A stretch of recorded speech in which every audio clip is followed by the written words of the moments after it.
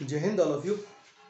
आज हम एक और नया टॉपिक लेके आए हैं। हमारी जो सीरीज चल रही थी कि बिजली कैसे बनती है, उसी का एक अगला टॉपिक है। अभी तक हमने दो टॉपिक देख चुके हैं कि जो सबसे ज़्यादा इलेक्ट्रिसिटी प्रोडक्शन हमारे देश में होता है वो थर्मल पावर स्टेशन से होता है, जो कि एक non renewable source of energy है। उसी तरीके से हमने जो दूसरा सबसे मेजर है, जो सेकंड नंबर पर आता है, वो आता है हाइड्रल पावर स्टेशन, जिसको हिंदी में अगर हम कहें तो हम बोलते हैं पन बिजली। जो पानी के फ्लो से बिजली बनती है उसको हम कहते हैं हाइड्रल पावर स्टेशन से वो जनरेट होती है, उसी को हम कहते हैं हाइड्रो इलेक्ट्रिसिटी। ठीक है। हाइड्रो इलेक्ट्रिसिटी का सीधा सीधा सिद्धांत होता है कि जो डैम में पानी रहता है उसमें पोटेंशियल एनर्जी होती है, उस पोटेंशियल एनर्जी को हम पेंटॉप से लेकर नीचे आते हैं और वही एनर्जी जो ऊपर रहती है, पोटेंशियल एनर्जी, जैसे ही फ्लो करता है पानी नीचे की तरफ तो वो काइनेटिक एनर्जी में परिवर्तित होता है। काइनेटिक एनर्जी से हम अपना टरबाइन चलाते हैं, उस टरबाइन को जैसे ही वो घूमता है तो काइनेटिक एनर्जी परिवर्तित हो जाती है मैकेनिकल एनर्जी से, और टरबाइन जो कनेक्टेड होता है वो अल्टरनेटर से कनेक्ट होता है, तो मैकेनिकल एनर्जी जो अल्टरनेटर में होती है, जो हमारी शेफ्ट में होती है, वो कन्वर्ट हो जाती है इलेक्ट्रिकल एनर्जी से। इलेक्ट्रिकल एनर्जी से देन ट्रांसफार्मर और देन ग्रिड। तो ये सिस्टम हमने हाइड्रल पावर स्टेशन में देखा था। देखते हैं कि हम न्यूक्लियर पावर रिएक्टर, जो कि एक और रिन्यूएबल सोर्स तो नहीं है, ये नॉन रिन्यूएबल सोर्स ही है, क्योंकि इसका भी स्टोरेज जो हमारे खनिज है, एक खनिज है, तो ये लिमिटेड अमाउंट में ही पाया जाता है। पर अभी इसका जो इस्तेमाल हो रहा है वो ग्रीन एनर्जी के रूप में हो रहा है, क्योंकि इससे जो प्रदूषण होता है, जैसे कोयले को जलाने से बहुत ज़्यादा प्रदूषण होता है, हमारा एनवायरनमेंट खराब होता है, हमको सांस लेने में मानव को क्षति पहुंचती है, जानवरों को क्षति पहुंचती है। इस तरीके का ऐसा इसमें कुछ नहीं है। इसमें बस थोड़ा सा ड्रॉबैक ये है कि जो इसका वेस्ट निकलता है, जो यूरेनियम का वेस्ट निकलता है, वो रेडियो एक्टिव होता है, तो उसका अगर प्रॉपरली डिस्पोज ऑफ नहीं करते हैं तो फिर उससे रेडिएशन फैलने का खतरा जो है बहुत ज़्यादा होता है। अभी अगर हम प्रेजेंट की बात करें तो जो न्यूक्लियर वेस्ट निकलता है उसको या तो हम गहरे समुद्र में ले जाकर डाल देते हैं या गाड़ देते हैं, या फिर हमारी कोई ऐसी ज़मीन जहाँ पर पब्लिक नहीं होती है, जहाँ पब्लिकली एक्सप्लोर एरिया नहीं होता है, वहाँ पर ज़मीन में इसको गाड़ देते हैं। पर इससे भी रेडिएशन फैलने का खतरा रहता है, तो उसके जो भी प्रिकॉशंस हैं वो हमारे जो पावर प्लांट्स वाले जो इसको वेस्ट को मैनेज करते हैं, उन वो एक प्रॉपर तरीके से इसको मैनेज करके करते हैं कि जिससे रेडियो एक्टिव कचरा ना फैले, जो रेडिएशन है ना फैले। ठीक है। आज हम देखते हैं कि कैसे ये जो न्यूक्लियर पावर प्लांट है ये वर्क कैसे करता है। तो एक हमारे पास रेडियो एक्टिव एलिमेंट होता है जिसको हम कहते हैं यूरेनियम। ठीक है। यूरेनियम क्या होता है, इसको कहते हैं यूरेनियम। ठीक है। ये हमने देखा कि ये एक यूरेनियम का एटम है। इस यूरेनियम के एटम में ये एक रेडियो एक्टिव तत्व है। ठीक है। रेडियो एक्टिव तत्व में जैसे ही हम एक न्यूट्रॉन का बम्बार्डमेंट कराते हैं या डोपिंग करा देते हैं, ठीक है, बम्बार्डमेंट कराने का मतलब होता है ये एक एटम है और उसमें यहाँ से हमने एक गोली जैसी चलाई और भाग से लेके उसमें न्यूट्रॉन घल गया। तो हमने जैसे इस न्यूट्रॉन का बम्बार्डमेंट इसमें कराया तो इसका आप देखें कि ये मास जो दिख रहा है 235 दिख रहा है। एक जैसे ही इसमें जाके न्यूट्रॉन घला तो ये 236 हो गया। अब ये 236 हो गया तो अब इसके अंदर बिल्कुल हलचल सी मच जाएगी। ठीक है। हलचल मच जाएगी और ये अलग होने के फटने की कगार पे आ जाएगा। ऐसा लगेगा कि अब तो मैं फटने ही वाला हूँ। भाई कोई भी चीज़, बाहरी चीज़ आके और जब अंदर घुसेगी तो अब तकलीफ तो होती है ना। तो बस ये भी बिल्कुल धाक से गोली जैसा है और आके उसके न्यूक्लियस में घल गया। अब जैसे ही न्यूक्लियस में घला तो ये फूटने लगा, फटने लगा। 236 हुआ, भयंकर अनस्टेबल हो गया और अनस्टेबल होने के साथ साथ ये फट गया। फटने से क्या हुआ कि ये एक तो टुकड़ा इसका हो गया बेरियम का और ये हो गया इसका क्रिप्टॉन का। ये तो दो अलग अलग एटम में टूट गए। साथ ही साथ इसने क्या किया कि 3 और न्यूट्रॉन छूट दिए। जैसे ये फटेगा तो ये दो तो निकालेगा, एक बेरियम निकाला, एक क्रिप्टॉन निकाला और इसमें 3 न्यूट्रॉन और रिलीज हो गए। मतलब इसके जो एटम था उसमें 3 न्यूट्रॉन जो एक्स्ट्रा बचे वो भी इधर से बाहर निकल गए और भयानक तरीके से ample amount of energy, unlimited amount of energy जो यहाँ से निकली। जैसे ही हमने इसका बम्बार्डमेंट कराया तो बहुत ज़्यादा हीट एनर्जी यहाँ पर प्रोड्यूस हुई। ठीक है। तो अब ये हीट एनर्जी प्रोड्यूस हुई। अब ये हीट एनर्जी क्या करती है, इन न्यूट्रॉनों को फिर से एक्टिव कर देती है। हीट एनर्जी से क्या होता है, जब भी हम किसी को हीट एनर्जी देते हैं तो वो अंदर से फटने लगता है, उसका विखंडन होने लगता है। किसी भी चीज़ में अपन हीट एनर्जी, जैसे लोहा है, लोहे में कंटिन्यूएशन में अपन हीट एनर्जी देंगे, उसका टेम्परेचर बढ़ाते जाएंगे बढ़ाते जाएंगे बढ़ाते जाएंगे। तो अगर वो सॉलिड में होगा तो धीरे धीरे देखना पिघलने लगेगा, और बहुत ज़्यादा उसका टेम्परेचर बढ़ा देंगे, 2200 तक कर देंगे तो वो बिल्कुल पानी जैसा, ऐसा हम उसको गिलास में भर के और ऐसा आप लुढ़का लो, इतना मतलब लिक्विडिटी में आ जाता है वो।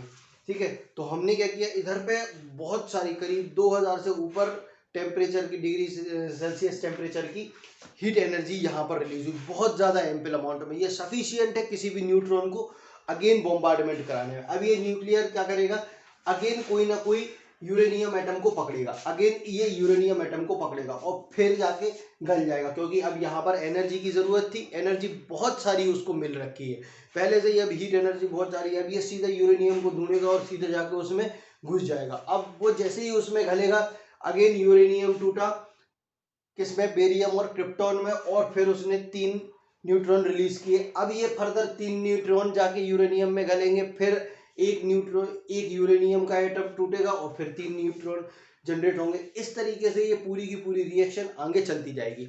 अगर आप सरल भाषा में समझना चाहते हो तो मैं सरल भाषा में आपको बहुत अच्छे से समझाता हूँ। यहाँ पर एक भाई साहब थे यूरेनियम, न्यूट्रॉन भाई साहब आए, ठीक है, ये न्यूट्रॉन आके इसमें घला, सीधा सीधा न्यूट्रॉन इसमें घला, ये टूटा, काय काय में टूट गया। सबसे पहले तो यहाँ पर ये एक बच्चा था, इस एक बच्चे से इनके 3 बच्चे हो गए, 1 न्यूट्रॉन, 2 न्यूट्रॉन और 3 न्यूट्रॉन। 3 न्यूट्रॉन हो गए। हमको मतलब न्यूट्रॉन से ही है, न्यूट्रॉन से ही मतलब है भाई, वही रिएक्शन करा रहा है, क्योंकि वही जब इसमें जाके घलेगा तभी तो ना एनर्जी धमाधम प्राप्त होगी। अब इसने एक बच्चे, जैसे ये बच्चा है, अब ये बड़ा हुआ ब्याह हुआ, तो अब इसके देखो 3 बच्चे हो गए, 1 2 3 बच्चे हो गए। अब जब ये भाई साहब मैच्योर होंगे तो फिर इसके भी 3 होंगे, इसके भी 3 होंगे और इसके भी 3 होंगे, फिर उनका एक अपन पकड़ेंगे तो फिर उसके भी 3 होंगे। ठीक है, जैसे ये है, अब इसके होंगे 3, 1 2 3, तो ये देखो 1 2 3, फिर इसके होंगे 3, 1 2 3, ये इसके भी हो जाएंगे 3, ये और ये हो गया। फिर अब अगेन इसके भी 3 होंगे, 1 2 3, ऐसे ये रिएक्शन बढ़ती जाएगी। और हर एक रिएक्शन में, हर एक बार जैसे ही वो न्यूट्रॉन आके घलेगा यूरेनियम में, वैसे ही बहुत सारी energy, ample amount of heat energy generate होगी, ample amount of heat energy generate होगी। वही हीट एनर्जी तो हमको चाहिए। कोयले से हम क्या कर रहे थे, कोयले को जला के अब हीट एनर्जी प्राप्त कर रहे थे, हमको यही हीट एनर्जी तो चाहिए। इसी हीट एनर्जी को हम कंट्रोल कर लेते हैं और कंट्रोल करके बनाते हैं हमारा न्यूक्लियर पावर प्लांट, जहां पर हम एक ग्रीन एनर्जी को प्रोड्यूस करते हैं, जो कि मॉडर्न, जो क्लासिक तरीके होते हैं, जो कि हमारे कोयले से प्राप्त बिजली होती है, उससे कहीं ज़्यादा ये सस्ती बिजली हमको पड़ती है और ग्रीन होती है। इसमें सिर्फ इनिशियल कॉस्ट, सिर्फ प्लांट लगाने का जो कॉस्ट होता है वही ज़्यादा होता है, बाकी एनर्जी प्रोडक्शन इसमें थोड़ा सा सस्ता होता है। अब मैं आपको कंपेयर करके बताता हूँ कि जो 1 किलोग्राम, अगर हम 1 किलोग्राम यूरेनियम लेते हैं, 1 kg ऑफ यूरेनियम हम लेते हैं, तो इक्वल होता है 1000 kg ऑफ कोयला के कोयल। ठीक है, 1 किलोग्राम यूरेनियम से उतनी ही एनर्जी बनती है जितने 1000 किलोग्राम कोयले को एक साथ जलाने से एनर्जी प्रोड्यूस होती है। 1000 किलोग्राम कोयले को जलाने से जितनी एनर्जी प्रोड्यूस होगी, उतना सिर्फ हमारा 1 किलो ऑफ यूरेनियम से बिजली प्राप्त हो जाएगी। तो अब आप समझ सकते हैं कि कितनी ज़्यादा इसकी एफिशिएंसी है एनर्जी प्रोडक्शन करने की। ठीक है, और अभी तक जो भारत है, भारत में हमारे पास 7 पावर प्लांट है, पूरे भारत में 7 पावर प्लांट है जो कि हमको इस तरीके की न्यूक्लियर एनर्जी दे रहे हैं। और उन 7 पावर प्लांट में 22 रिएक्टर एक्टिवली काम कर रहे हैं, 22 रिएक्टर्स एक्टिवली इसमें काम कर रहे हैं। और अगर हम दुनिया की बात करें तो दुनिया में जो सबसे बड़ा जो न्यूक्लियर पावर प्लांट है वो जापान में लगा हुआ है, जिसका नाम है काशीमजाशी। ठीक है, सबसे बड़ा जो न्यूक्लियर पावर प्लांट है वो जापान में है, जिसका नाम है काशीमजाशी, जो कि पूरा 1000 एकड़ में फैला हुआ है। ठीक है, तो अब अपन देखते हैं कि हम इस एनर्जी को, अब आप ये रिएक्शन समझ गए होंगे, ये रिएक्शन कैसे काम करती है। अब हम देखते हैं कि इस रिएक्शन को हम कैसे इस्तेमाल करते हैं हमारी ताप ऊर्जा को प्राप्त करने के लिए, और ताप ऊर्जा से हम कैसे इसको विद्युत ऊर्जा में परिवर्तित करते हैं। ठीक है, तो बताता हूँ मैं आपको।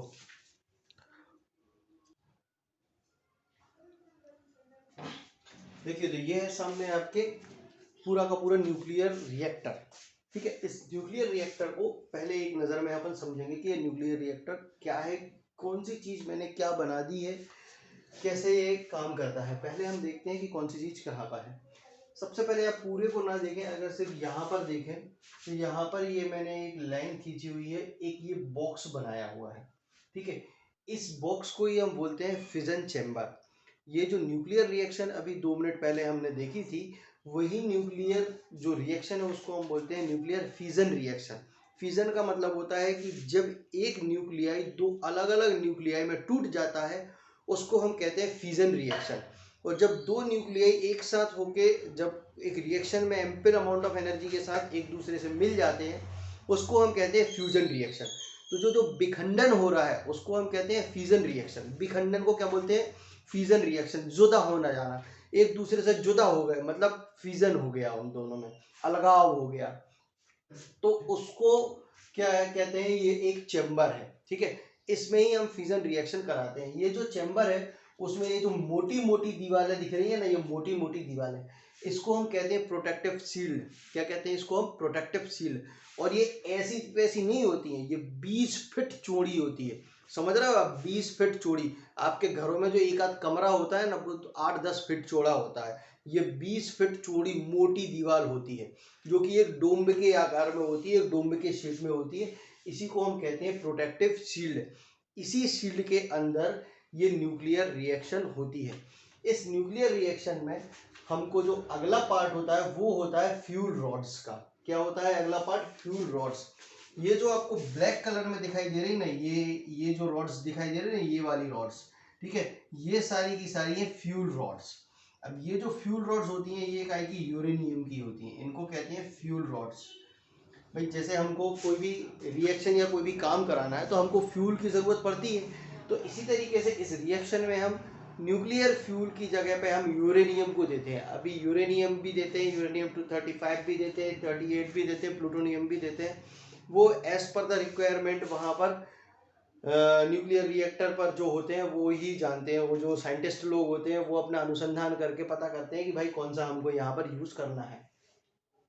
तो ये जो रॉड्स होती हैं ये यूरेनियम की होती हैं, और इन रॉड्स को हम कहते हैं फ्यूल रॉड्स। ठीक है, समझ में आ रहा है? ये रॉड्स जो है इनको हम कहते हैं फ्यूल रॉड्स। अब ये जो फ्यूल रॉड्स होती हैं, इस चैम्बर में पूरा का पूरा D2O, या जिसको हम कहते हैं हैवी वाटर, भर दिया जाता है। इसी को हम मॉडरेटर भी बोलते हैं। इसी को बोलते हैं D2O, इसी को बोलते हैं ड्यूटेरियम, इसी को बोलते हैं हैवी वाटर, और इसी को ही एक और नाम है मॉडरेटर। इसी को हम बोलते हैं मॉडरेटर। ठीक है, अभी हम समझते हैं, पहले अपन देख लें कि कौन सी क्या चीज़ है, फिर अपन समझते हैं कि ये काम कैसे करता है। इसके अंदर ये जो मैंने तत्व भर दिया है, जैसे गाड़ी का जो इंजन होता है ना, गाड़ी के इंजन में बार बार अपन लोग प्रैक्टिकली इंजन ऑयल जो बदलते हैं, तो इंजन ऑयल क्या होता है? पूरा इंजन में पूरा का पूरा लबालब भर जाता है। ठीक है, उस ऑयल के अंदर ही सारे के सारे पार्ट्स मूव करते हैं। करते हैं कि नहीं करते? करते हैं ना भाई। पूरा का पूरा भर दिया, उसके अंदर ही वो मूव करेंगे।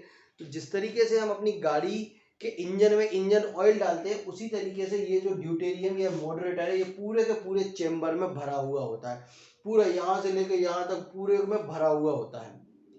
ठीक है, ये खाली जगह इसलिए छोड़ी है क्योंकि मैंने आपको ये शो करने के लिए बताया है कि अब यहाँ पर न्यूट्रॉन कैसे मूव करेगा। तो जितने ये लाल लाल लाल लाल ये डॉट्स दिखाई दे रहे हैं ना आपको, ये डॉट्स जो है ये न्यूट्रॉन्स है। क्या है ये? न्यूट्रॉन्स है। ठीक है, ये बाकी ये जो पूरा नीला रंग का है ना, ये पूरे में भरा हुआ रहता है। ये नीला रंग तो पूरे में भरा हुआ रहेगा, इधर इधर इधर इधर सब में ये D2O भरा रहता है, सब में पूरे में बिल्कुल भरा रहता है। कहीं भी ये पॉइंट भी जगह खाली नहीं होती जहाँ पे ये ना हो। ठीक, फिर ये क्या होता है? ये जो पिंक कलर में आपको दिखाई दे रहा है, इनको बोला जाता है कंट्रोल रॉड्स। ये जो कंट्रोल रॉड्स होती हैं, ये बोरॉन या कैडमियम की बनी होती हैं। काय की बनी होती है? ये बोरॉन या कैडमियम की बनी हुई होती है। ठीक है, इनको बोला जाता है कंट्रोल रॉड्स। ठीक है, या आप कह सकते हैं इनको नियंत्रण छड़। नियंत्रण छड़ कैसे काम करती है अभी हम 2 मिनट में समझेंगे। फिर क्या होता है? ये जो एक चैम्बर आपको दिखाई दे रहा है, ये चैम्बर कहलाता है वाटर चैम्बर। कौन सा चैम्बर कहलाता है? वाटर चैम्बर, जिसमें पानी भरा हुआ होता है, ठीक है। और इस तरीके से पाइप्स डले हुए होते हैं। ये जो वाटर चैम्बर है, अब इसके अंदर पाइप डले हुए होते हैं। आपको बहुत अच्छे से अगर समझना है कि आपने अपने घरों में ये कहाँ देखा है, तो अभी ठंड का मौसम है, पानी गर्म होता है, ठीक है। तो पानी गर्म कैसे होता है? अपन जनरली या तो आग पर रख देते, पर आग पर रखने हम इलेक्ट्रिक के द्वारा जो पानी गर्म करते हैं, जो रॉड होती है ना पानी की रॉड, देखा होगा कि पानी की रॉड अपन उस बाल्टी में डाल देते हैं, ठीक है। अब बाल्टी में डाल देते हैं, अब रॉड होती है गर्म, जैसे ही अपन बिजली का स्विच ऑन करेंगे रॉड गर्म होगी, तो ध्यान से देखना उसमें से ऐसा ऐसा कुछ निकलता हुआ दिखाई देगा। अगर हम बहुत ध्यान से देखेंगे तो हम बिल्कुल इनिशियल स्टेज की मैं बात कर रहा हूँ, कुछ कुछ उसमें से ऐसा निकलता हुआ दिखाई देगा। तो वो निकल रहा क्या है? उसमें से हीट निकल रही है, जो ट्रांसफर हो रही है वाटर में। उस रॉड में से हीट निकल के ट्रांसफर हो रही है वाटर में, तभी वो पानी गर्म हो रहा है, ठीक है। बात समझ में आ रही? वही का वही फंडामेंटल लागू होता है आपके गीजर में। गीजर में भी क्या होता है? पानी भर जाता है, तो ये सपोज करो आपका एक गीजर है, इस गीजर में ये पानी भरा हुआ है, ये उसमें बहुत सारी पतली पतली रॉड्स हैं। जैसी रॉड पानी की रॉड अपन डालते हैं ना, वैसे ही गीजर में इस तरीके से जिगजैग जिगजैग जिगजैग जिगजैग करके बहुत सारी रॉड्स होंगी। अब वो रॉड्स क्या होती हैं? गर्म होती हैं। वो रॉड गर्म होती है तो पानी को गर्म कर देती है, ठीक है। फिर यहाँ पर हमने देखा, यहाँ पर एक प्रेशराइजर लगा हुआ है जो इसको फटने से बचाता है। जैसे कुकर में लगा देते हैं ना अपन, एक सेफ्टी वॉल्व लगा देते हैं, बस वही सेफ्टी वॉल्व आप समझ लें कि जैसे कुकर में सेफ्टी वॉल्व होता है, उसी तरीके से इस चेम्बर का सेफ्टी वॉल्व है, जिसको अपन कहते हैं प्रेशराइजर। फिर यहाँ से देखेंगे तो यहाँ से स्टीम बन के निकलेगी। फिर ये जो अगला कंपोनेंट आपने यहाँ पर इंस्टॉल किया वो होता है टरबाइन। ये हाईली इफिशियंट टरबाइन होता है। हाईली इफिशियंट टरबाइन का मतलब ये होता है कि ये हर एक कण, जो कि हर एक कण जो स्टीम का निकलता है उसको एब्जॉर्ब करके उसकी काइनेटिक एनर्जी को बदल देता है मैकेनिकल एनर्जी में, ठीक है। गतिज ऊर्जा को बदल देता है वो मैकेनिकल एनर्जी में, ठीक है। तो ये होता है टरबाइन। ये मैंने चित्र में ऐसा बनाया है, बाकी वो चित्र थोड़ा सा अलग होता है, सिलेंड्रिकल होता है और हाईली इफिशियंट टरबाइन होता है। जो आजकल मॉडर्न टरबाइन बनते हैं वो हाईली इफिशियंट टरबाइन बनते हैं, ठीक है। फिर टरबाइन के बाद हमने देखा कि टरबाइन एक शेफ्ट से जुड़ा हुआ है, और ये जो शेफ्ट है ये जनरेटर से जुड़ी हुई है, ठीक है। ये शेफ्ट कैसे? जनरेटर से जुड़ी हुई है, और जनरेटर से जो बिजली पैदा हुई वो बिजली जाएगी डायरेक्ट, आपको पहले की क्लासेस में भी मैं बता चुका हूँ, जनरेटर से जो बिजली जाती है वो सीधा ट्रांसफार्मर में जाती है। और ट्रांसफार्मर यहाँ पर इलेक्ट्रिकल सब स्टेशन में ट्रांसफार्मर रखा हुआ है। ट्रांसफार्मर में गई, ट्रांसफार्मर से फिर ग्रिड में सप्लाई हो जाएगी, और ग्रिड से सीधे के सीधे हमारे घरों में या इंडस्ट्रीज में पहुंच जाएगी, ठीक है। ये एक जो डोम जैसा दिख रहा है, ये एक तालाब टाइप दिख रहा है, ये कंडेंसर है, ठीक है। इस कंडेंसर में क्या होता है? ये जो स्टीम आती है और पहले से मौजूद पानी रहता है, तो ये कंडेंसर का काम करता है, और ये कनेक्टेड रहता है वाटर सोर्स से। ये कनेक्टेड रहता है वाटर सोर्स से, ठीक है। फिर वापस पूरी की पूरी साइकिल कंप्लीट हो जाती है। तो सबसे पहले हमने कंपोनेंट देख लिए, एक बार रिवर्स ऑर्डर में कंपोनेंट देख लेते हैं। ये ग्रिड है, ये पावर सब स्टेशन है जहां पर ट्रांसफार्मर लगा हुआ है, ये जनरेटर है, ये स्टीम टरबाइन है, ये कंडेंसर है, ये वाटर चैम्बर है, इसमें ये हीटेड रॉड लगी हुई है, ये प्रेशराइजर है। It is equivalent to your cooker safety valve, जो आपके कुकर में सेफ्टी वॉल्व लगा रहता है उसी के इक्विवेलेंट में है। ये हमारा मेन चेम्बर है जहां पर पूरी की पूरी रिएक्शन होगी। रिएक्शन होने के साथ हीट एनर्जी उत्पन्न होगी, उसी हीट एनर्जी को हम बिजली बनाने के काम में लेंगे यहाँ पर। तो आइए अब हम समझते हैं कि ये काम कैसे करता है। सबसे पहले क्या है? ये हमारा चेम्बर है, इस चेम्बर में हमने फ्यूल की सप्लाई दी, तो फ्यूल रॉड्स यहाँ पर लगी हुई हैं पहले से। अब क्या किया? एक हमने न्यूट्रॉन को छोड़ा, एक न्यूट्रॉन को हमने छोड़ा। अब न्यूट्रॉन क्या करेगा? इसके जो एटम है, यूरेनियम का एटम है, इससे रिएक्ट करेगा। अब रिएक्ट करेगा, एक बार गलेगा, टूटेगा, 3 न्यूट्रॉन रिलीज होंगे। अब ये 3 न्यूट्रॉन अगेन जाके 3 एटम में गलेंगे, फिर वो 3 मतलब रिएक्शन धीरे धीरे करके बढ़ती जाएगी। धीरे धीरे नहीं, बहुत स्पीडली बढ़ती है, धड़ बिल्कुल बढ़ती है। तो देखते हैं कि थोड़ी देर में यहाँ पर बहुत सारे न्यूट्रॉन होगा। अब वो सारे के सारे न्यूट्रॉन एकदम धाक से जाके गलते हैं यूरेनियम में, और बहुत सारी एनर्जी बनाते हैं, बहुत सारी एनर्जी प्रोड्यूस करते हैं, और साथ साथ में 3 न्यूट्रॉन प्रोड्यूस करते हैं। अब जो बहुत सारी जो हीट एनर्जी निकलती है वो कहाँ जाएगी? तो यहाँ पर ये जो ड्यूटेरियम बना हुआ डाला हुआ है अपन ने, जो हैवी वाटर इसके अंदर डाला हुआ है, जो मॉडरेटर इसके अंदर डाला हुआ है, वो उस हीट एनर्जी को एब्जॉर्ब कर लेता है और अपने आप को गर्म कर लेता है। बिल्कुल जैसे पानी के अंदर पानी में हमने रॉड डाली, अब रॉड अपनी हीट एनर्जी छोड़ रही है, हीट एनर्जी छोड़ रही है तो पानी अपने अंदर वो हीट एनर्जी ले लेता है। अब जो वो हीट एनर्जी पानी ने ले ली, अब वो उसका यूटिलाइज करेगा। तो अब ये जो ड्यूटेरियम है, ये हैवी वाटर है, इसने इस हीट एनर्जी को एब्जॉर्ब कर लिया, हीट एनर्जी को एब्जॉर्ब कर लिया और अपने आप में बेहतरीन बिल्कुल झमाझम गर्म हो गया। अब जैसे ये गर्म होता है, बहुत तेज गर्म हो जाता है, तो फिर अपन इसको क्या करते हैं कि इस पाइप लाइन से इस वाटर चेंबर में उतार देते हैं। ये लाल दिख रहा है, मतलब भयानक तरीके से गर्म हो गया है, बिल्कुल इतना गर्म हो गया कि ये पाइप से टच हुआ ना तो पूरा का पूरा पाइप लाल हो गया। ऐसे बहुत सारे पाइप यहाँ पर अब फिर कनेक्ट कर दिए जाते हैं इस वाटर चेंबर में, और ये देख रहे हो आप कि ये पूरा का पूरा इस वाटर चेंबर में से इस तरीके से ये पास हो रहा है। ठीक है, अब ये बिल्कुल गर्म, बिल्कुल खोलता हुआ जो ड्यूटेरियम है ना, ये यहाँ से निकल रहा है। तो अब ये जो हीट एनर्जी है जो इस ड्यूटेरियम में थी, अब वो हीट एनर्जी इस पानी को मिल जाएगी और ये पानी गर्म होने लगेगा। और ये इस कदर गर्म हो जाएगा ये पानी, क्योंकि यहाँ पर एक रॉड दिख रही है, ऐसी बहुत सारी रॉड्स इसके अंदर होती हैं और वो रॉड्स क्या करती हैं, एकदम ड्यूटेरियम उनके अंदर है। अब ड्यूटेरियम उनके अंदर है तो वो पूरी की पूरी तप जाती है, और जब वो तपती है तो वो अपनी हीट एनर्जी को पानी को सप्लाई कर देती है। जैसे कि जो रॉड है, रॉड अपनी एनर्जी पानी को दे रही थी, है ना, पानी को हीट एनर्जी दे रही थी, तो जैसे उसने पानी को हीट एनर्जी दी, अब पानी खोलने लगता है। और कुछ देर अगर अपन रॉड डली छोड़ देते हैं कई बार, तो देखें पानी बिल्कुल खोलने लगता है और खोल के उसमें से धुआं निकलने लगता है पानी में से। तो जो धुआं निकलता है वो होती है भाप या स्टीम। इसी तरीके से वही चीज जो हमारे घर में हो रही होती है वो यहाँ पर होती है। यहाँ पर रॉड लगी हुई होती है, इस रॉड में ड्यूटेरियम भरा हुआ है जो कि बहुत ज्यादा गर्म है, क्योंकि वो फिजन चेंबर में से निकल के आ रहा है। तो फ्यूजन चेंबर में से जब जो गर्म हैवी वाटर निकल के आता है वो इस पानी को गर्म कर देता है, और इस कदर गर्म कर देता है कि यहाँ पे देखो बिल्कुल गर्म आके यहाँ टच होगा तो यहाँ का जो एरिया है, यहाँ का जो पानी है वो एकदम से परिवर्तित हो जाएगा स्टीम में, हाई प्रेशर स्टीम में। अब ये जो हाई प्रेशर स्टीम है, ये क्या है, इसको हम डायरेक्ट कर देते हैं टरबाइन में। तो ये जो टरबाइन होगा वो हाईली इफिशियंट टरबाइन होगा, जो पूरी की पूरी स्टीम को लेगा और स्टीम से घूम जाएगा। जैसे ही थोड़ी सी भी स्टीम इसमें गली तो ये घूमने लगेगा। अब ये भड़ भड़ भड़ भड़ भड़ भड़ घूमेगा। हम ये मानते हैं कि अगर 10 ग्राम भी स्टीम लगी ना तो ये 10 बार घूम जाएगा। ठीक है, तो इस तरीके से इसका कैपेसिटेंस निकलता है पूरा का पूरा। ठीक है, अब ये घूमने लगा, अब ये टरबाइन जो घूमेगा बराबर बराबर बराबर, तो ये रोटर को घुमाएगा। अब रोटर भी घूम रहा है, अब ये रोटर को हमने क्या किया, अल्टरनेटर से कनेक्ट कर दिया। अल्टरनेटर में एक साउथ पोल होता है, एक नॉर्थ पोल होता है, उसके बीच में हम कॉइल को मूव कराते हैं। जो कॉइल मूव करती है तो अल्टरनेट करंट जनरेट होता है।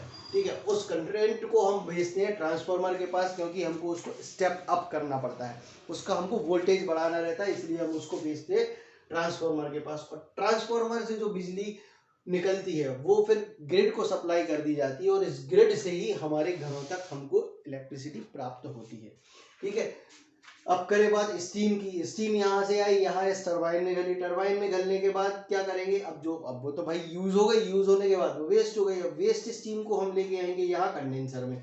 तो कंडेंसर में क्या करेंगे, इस स्टीम को ठंडा करेंगे और वापस से पानी बना लेंगे, वापस से पानी बनेगी। और अगर यहाँ पर कम पड़ता है, एक लेवल होता है पानी का, उस लेवल से अगर पानी कम होता है तो यहाँ से वाटर सोर्स से मोटर लगा के, यहाँ पर मोटर लगा के पानी को और दे दिया जाता है। फिर ये जो पानी है यहाँ पर भी हम मोटर लगा देते हैं, मोटर लगा के पानी को आगे इस वापस चेंबर में भेज देते हैं। क्यों भेजना पड़ता है भाई, यहाँ से तो स्टीम बन रही है, स्टीम बन के निकलती जा रही है, निकलती जाएगी तो ये चेंबर खाली होता जाएगा। तो इस चेंबर को वापस से भरने के लिए अगेन हमने कंडेंसर में जोड़ दिया। अब कंडेंसर से हीट एनर्जी आई, हीट एनर्जी ने यहाँ पर ठंडी होगी, तो ठंडी होने के साथ साथ ये क्या करेगी, यहाँ पर जो पानी होगा इसको भी गर्म कर देगी।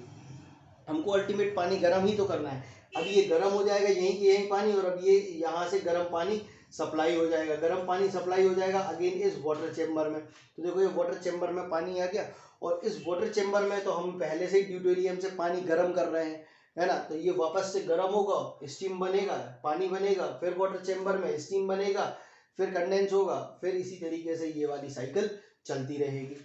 यहाँ ड्यूटेरियम को देखें तो ड्यूटेरियम क्या था, न्यूक्लियर फिजन रिएक्शन से न्यूट्रॉन ने यूरेनियम में मारी थी टक्कर, टक्कर मारने से गर्मी उत्पन्न हुई, गर्मी उत्पन्न होने से वो दोनों बिछड़ गए, बिछड़ने से क्या हुआ, एनर्जी रिलीज हुई, बहुत ज़्यादा हीट एनर्जी रिलीज हुई। उस हीट एनर्जी को एब्जॉर्ब कर लिया, फायदा उठा लिया ड्यूटोरियम ने फायदा उठा के खुद को गर्म कर लिया। अब जो भी मुझसे टकराएगा वो पानी पानी हो जाएगा, जो मुझसे टकराएगा वो धुआं हो जाएगा, ठीक है। तो वो इससे टकराया, पानी इससे टच हो रहा है, पानी भी गर्म हो गया, पानी गर्म होने के बाद वो स्टीम में परिवर्तित हो गया, स्टीम में परिवर्तित हो गया तो अगेन टरबाइन, ठीक है। अब ये देखो यहाँ से ये अपनी एनर्जी यहाँ से इस पानी को दे रहा है, देते देते देते देते ये भी यहाँ पर ठंडे पड़ जाएंगे। ठंडे पड़ने के बाद इनको हम वापस से इनके चैम्बर में भेजेंगे, तो यहाँ पर अगेन हम एक मोटर कनेक्ट कर देंगे और इसको वापस से इसी चैम्बर में भेज देंगे कि भाई अब तुम्हारा काम खत्म, अब तुम वापस से जाके यहाँ गर्म हो जाओ। देखो गर्म, यहाँ गर्म चीज जो होती है वो ऊपर उठती है, तो यहाँ से गर्म चीज ऊपर उठने के लिए हमने ऊपर से इस पाइप को कनेक्ट कर दिया, ठंडी चीज नीचे रहती है, यहाँ से हम इसको वापस से फिल कर रहे हैं। मतलब यहाँ भाई यहाँ से निकलेगा तो कमी हो जाएगी, उस कमी की पूर्ति के लिए यहाँ पर हम इसको वापस कनेक्ट कर देंगे, ये वापस कनेक्ट हो जाएगा। अब क्या होगा, यहाँ पर एक समय ऐसा आएगा कि इतने न्यूट्रॉन हो जाएंगे, इतने न्यूट्रॉन हो जाएंगे और इतनी ज्यादा एनर्जी हो जाएगी कि ये चैम्बर उसको सहन नहीं कर पाएगा, ठीक है। वो चैम्बर इसको सहन नहीं कर पाएगा क्योंकि रिएक्शन तो बढ़ती जा रही है, बढ़ती जा रही ना भाई। एक न्यूट्रॉन अगेन 3 को फ्यूज कर रहा है, एक न्यूट्रॉन अगेन 3 को फ्यूज कर रहा है, तो भाई कितनी भयानक रिएक्शन होने लगी है अब यहाँ पर। तो फिर क्या करेंगे, ये जो कंट्रोल रॉड्स है, इस कंट्रोल रॉड्स को ये हम मूव करा देते हैं। ये कंट्रोल रॉड्स पहले से इतनी नीचे नहीं डली होती है, ये कंट्रोल रॉड्स ऊपर होती हैं। ये जो मूवमेंट हम बता रहे हैं, यहाँ पर मैंने आपको एक मूवमेंट शो किया है, इसका मतलब होता है कि ये कंट्रोल रॉड्स ऊपर नीचे मूव करेगी। कहाँ मूव करेगी, ऊपर नीचे मूव कर जाएगी, ठीक है। तो अभी तक हमको जब तक इसकी जरूरत नहीं होगी, हम क्या करेंगे, इसको पुल कर देंगे, यहाँ से ऊपर खींच देंगे, यहाँ से ऊपर खींच देंगे तो ये सारी की सारी रॉड्स ऊपर आ जाएंगी और आराम से रिएक्शन को चलने देंगे। पर जैसे ही हम देखेंगे कि यार ये रिएक्शन जो है वो अनकंट्रोल्ड हो रही है, क्या देखेंगे हम कि ये रिएक्शंस अनकंट्रोल्ड हो रही हैं, तो इन रॉड्स को धीरे धीरे करके नीचे बढ़ाते जाएंगे। इसका एक रेशो होता है कि इतना ही हमको बढ़ाना है। जैसे ही हमको लगा कि यार न्यूट्रॉन ज़्यादा गदर कर रहे हैं तो इसको थोड़ा सा नीचे कर दो, तो अब जो न्यूट्रॉन होंगे, ये जो न्यूट्रॉन होते हैं, ये न्यूट्रॉन आके इसमें चिपक जाते हैं, इस रॉड में चिपक जाते हैं। मतलब ये जो बोरॉन कैडमियम की रॉड है, ये एब्जॉर्ब कर लेती है न्यूट्रॉन्स को। अब भाई न्यूट्रॉन ही गदर कर रहे थे, उन्हीं को आपने लेके और पकड़ के अपने पास बिठा लिया। अब जैसे ही वो पकड़ के अपने पास बिठा लिया, चिपका लिया अपने से, तो अब वो गदर नहीं कर पाएंगे। गदर नहीं कर पाएंगे तो जो रिएक्शन है वो कंट्रोल हो जाएगी। बात समझ में आ रही है ना, कि भाई वही सारे की सारे जाके और बम्बार्ड कर रहे थे, एक दूसरे पे हमला कर रहे थे यूरेनियम पे। अब उन्हीं को अपन ने पकड़ के बिठा लिया, भाई यहीं रुको, अब तुम कहीं नहीं भागना है। तो अब हमने यहाँ पकड़ के बिठा लिया, अब ये फर्दर रिएक्शन कर ही नहीं पाएंगे। फर्दर रिएक्शन नहीं कर पाएंगे तो ये हमारी रिएक्शन जो है वो कंट्रोल्ड हो जाएगी। जो एकदम से बड़ा बड़ा जो न्यूट्रॉन निकल के और फ्यूज कर रहे थे वो फिजन कर रहे थे, वो फिजन कम हो जाएगा। फिजन कम हो जाएगा तो हमारी रिएक्शन कंट्रोल्ड में आ जाएगी। हमको तो सिर्फ क्या करना है, सिर्फ इस ड्यूटोरियम को गर्म करने वाला काम करना है, तो उतना ही हम इससे काम करा लेंगे। तो ये कंट्रोल रॉड्स बहुत ज़्यादा महत्वपूर्ण है, नहीं तो ये रिएक्शन अनकंट्रोल्ड हो जाएगी, ठीक है। तो ये ऊपर नीचे मूव करती हैं, हमको ज़रूरत लगती है कि हाँ यार ये न्यूट्रॉन बहुत ज़्यादा हो गए हैं और ये बहुत ज़्यादा गदर मचा रहा है, तो हम इन रॉड्स को नीचे कर देते हैं। तो न्यूट्रॉन्स जो है वो इन रॉड्स पर चिपक जाते हैं आके। इन रॉड्स पर न्यूट्रॉन जो यहाँ वहाँ फैले होते हैं ना, यहाँ वहाँ जो फैले हो वो आके इन पे बिल्कुल चिपक जाएंगे। वापस अपन इसको बाहर खींच लेंगे, फिर धीरे धीरे रिएक्शन स्टार्ट करेंगे, ठीक है। तो आई होप कि आपको ये पूरी बात समझ में आ गई होगी। मैं एक बार फिर से शॉर्ट में इस पूरी की पूरी कहानी को समझा देता हूँ। ये चेम्बर है, ये जो ब्लैक कलर में आपको दिखाई दे रही है, ये फ्यूल रॉड्स है, ये यूरेनियम की बनी होती है। ये जो रेड दिख रहा है ये न्यूट्रॉन्स है। ये न्यूट्रॉन क्या करते हैं, इसमें फिजन करते हैं, ठीक है। फिजन करने के साथ साथ 3 न्यूट्रॉन छोड़ते हैं। मतलब एक बार अगर न्यूट्रॉन ने फिजन किया तो वो 3 न्यूट्रॉन और नए बना लेता है, ठीक है। इस तरीके से इस रिएक्शन में बहुत ज़्यादा अमाउंट में एनर्जी रिलीज होती है। वो एनर्जी जो रिलीज होती है वो हीट एनर्जी होती है, और उस हीट एनर्जी को ये जो हैवी वाटर है, जो मॉडरेटर है, वो यूज करता है और अपने आप को गर्म कर लेता है। इस मॉडरेटर को, और ये मॉडरेटर न्यूट्रॉन की स्पीड को भी स्लो डाउन करने के काम में आता है, ठीक है। ये जो न्यूट्रॉन है एकदम से बहुत ज़्यादा स्पीड में मूव करने लगेंगे तो ये स्लो डाउन करने के भी काम में आता है। फिर ये जो गर्म D2O है, हैवी वाटर है, इसको हम एक वाटर के चैम्बर में लेके जाते हैं। अब ये देखो लाल दिख रहा है, मतलब कितना भयंकर खोल रहा है कि ये आपको लाल दिखाई दे रहा है। ये क्या करता है, यहाँ पर पानी रहता है, इस पानी को वेपराइज कर देगा और स्टीम में परिवर्तित कर देगा। ये जो स्टीम होगी, ये स्टीम टरबाइन में आके गलेगी और टरबाइन को रोटेट करेगी। टरबाइन रोटेट करेगा तो इलेक्ट्रिसिटी जनरेट होगी। क्यों जनरेट होगी? क्योंकि हमने उस शेफ्ट को जोड़ रखा है अल्टरनेटर के शेफ्ट से। अल्टरनेटर के अंदर शेफ्ट घूमेगी, ठीक है, फ्लक्स जनरेट होगा, फ्लक्स जनरेट होने के कारण मैग्नेटिक फील्ड में फ्लक्स जनरेट होगा, उससे इलेक्ट्रिसिटी प्रोड्यूस हो जाएगी, ठीक है। इस इलेक्ट्रिसिटी को हम ट्रांसफार्मर में भेजेंगे जो हमारे सब स्टेशन पे होगा, देन ट्रांसफार्मर उसको हमारी ग्रिड लाइन में भेजेगा। जो स्टीम है उस स्टीम का यूज हम करेंगे कंडेंस करने में, कंडेंस करके हम उसको वापस से पानी बना लेंगे। स्टीम की जो हीट एनर्जी है वो हीट एनर्जी यहाँ पर मौजूद पानी ले लेगा और पानी अपने आप में गर्म हो जाएगा और ये भी पानी बन जाएगी, और साथ साथ में इसी को हम वापस इस चेम्बर में भेज देंगे। तो ये एक पानी की साइकिल चलती रहेगी। और यहाँ पर देखें तो एक ड्यूटेरियम की साइकिल चलती रहेगी। गर्म ड्यूटेरियम हुआ, इसने पानी को गर्म किया, गर्म होने के बाद ये वापस अपने चेम्बर में चला जाएगा फिर से गर्म होने के लिए। यहाँ पे प्रेशराइजर लगाते हैं कि इस चेम्बर का प्रेशर ज़्यादा ना हो। कई बार ऐसा होगा ना कि भाई एकदम बहुत ही ज़्यादा स्टीम यहाँ जनरेट हो गई, स्टीम जनरेट होती जा रही है और यहाँ से बन तो रही है बिजली, पर इस अमाउंट में नहीं निकल रही कि इस अमाउंट में इसमें प्रेशर बढ़ गया कि यहाँ से तो निकलने के बाद भी इसके अंदर बहुत ज़्यादा प्रेशर हो गया है। तो फिर ये प्रेशराइजर उसको कंट्रोल करेगा, ऑटोमेटिकली उस प्रेशर को कंट्रोल कर लेगा, ठीक है। और फिर ये कंट्रोल रॉड्स लगाई जाती है। कंट्रोल रॉड्स क्या करती हैं, यहाँ पर अगर न्यूट्रॉन ज़्यादा हो जाते हैं, बहुत ज़्यादा हो गए, रिएक्शन अनकंट्रोल्ड होने वाली है, तो ये न्यूट्रॉन को एब्जॉर्ब कर लेते हैं। न्यूट्रॉन इनके ऊपर बॉडी में आके चिपक जाते हैं जिससे कि फर्दर रिएक्शन नहीं होती,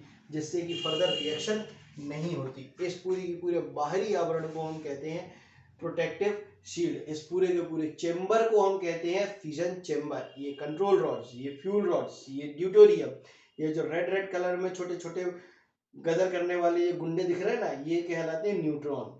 ये फ्यूल रॉड्स, ये मोटर लगी हुई है, ये वाटर चेम्बर है, ये ड्यूटेरियम पाइप, प्रेशराइजर, ये टनल, और ये turbine, condenser, generator, sub station और ग्रिड, ठीक है। आई होप कि आप इस टॉपिक को बहुत अच्छे से समझे होंगे। ये थोड़ा सा कठिन है समझने के लिए, सिर्फ इसमें न्यूक्लियर रिएक्शन को हमको समझने की ज़रूरत होती है। बाकी यहाँ से देखें तो ये तो बाकी सेम ही है। ये तो सभी में हो रहा है कि टरबाइन से जनरेटर कनेक्ट होता है और जनरेटर बिजली बनाता है। मेन जो काम है वो यहाँ पर था, ये इक्विवेलेंट है थर्मल एनर्जी के जैसे ही, कि थर्मल एनर्जी जिस तरीके से पानी को गर्म करके स्टीम में कन्वर्ट करती है, बिल्कुल उसी तरीके से हम यहाँ पर पानी को गर्म करके स्टीम में परिवर्तित कर रहे हैं और यही स्टीम फर्दर इलेक्ट्रिसिटी प्रोड्यूस कर रही है। ओके, तो मिलते हैं फिर नेक्स्ट लेक्चर में, जो कि होगा कि बिजली कैसे बनती है। इसी सीरीज पर हम बनाएंगे और ये सीरीज कंप्लीट होने के बाद फिर हम नेक्स्ट अपने अदर सब्जेक्ट्स पर चलेंगे। तो हैव अ नाइस डे। आप लोग अपना ख्याल रखें, मस्त रहे। और मौसम चेंज हो रहा है धीरे धीरे, गर्मी से ठंड से गर्मी की ओर बढ़ रहा है, तो विशेष तौर पे आप लोग बाहर का कम खाएं, जिससे कि आप स्वस्थ रहें और पढ़ते रहें। और आगामी एग्ज़ाम्स के लिए मेरी बहुत बहुत शुभकामनाएं हैं कि इसी तरीके से आप कॉन्सेप्ट्स को अपने क्लियर करते रहें और बहुत अच्छे नंबर से आप पास हो। Okay, have a nice day.